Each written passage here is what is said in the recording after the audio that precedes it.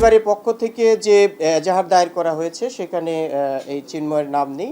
তারপর আমরা বিষয়টা তদন্ত করে দেখছি যারা এই ধরনের ঘটনার সাথে জড়িত তারা যাতে প্রকৃতভাবে চিহ্নিত হয়, তাদের সংশ্লিষ্টতা যতটুকু সেটা সন্নিবেশিত হয়। প্রত্যেকটি বিষয়কে আমরা যথেষ্ট গুরুত্ব দিয়ে দেখছি যাতে করে ন্যায় বিচারের প্রক্রিয়ায় আমরা আমাদের যতটুকু কর্তব্য রয়েছে সেটা আমরা উপস্থাপন করতে পারি।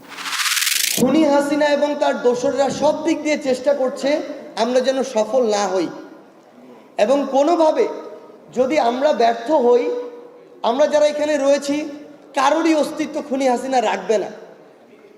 ওই 5ই আগস্টের আগে যেমন এমন অনেক শহীদ পরিবার রয়েছে ঠিকমতো দাফন করতে দেওয়া হয় নাই, বাড়িতে থাকতে দেওয়া হয় নাই, থানায় হয়রানি করা হয়েছে, আবার যদি খুনি হাসিনা দোসররা আসে একই কাজ করা হবে।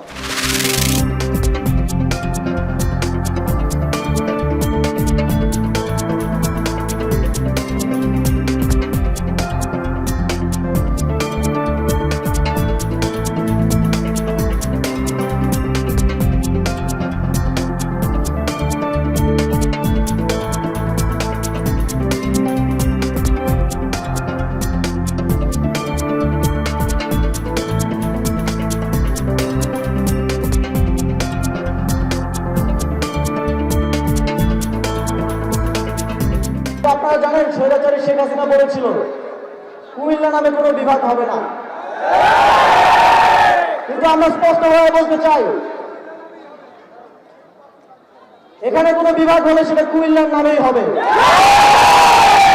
এবং আমি সরকারের সর্বোচ্চ নীতি নির্ধারকদের সাথে কুমিল্লাকে একটি প্রশাসনিক বিভাগে রূপান্তরের জন্য আলোচনা করব এবং অতি দ্রুত সময়ের মধ্যে তা বাস্তবায়নের জন্য প্রচেষ্টা করব।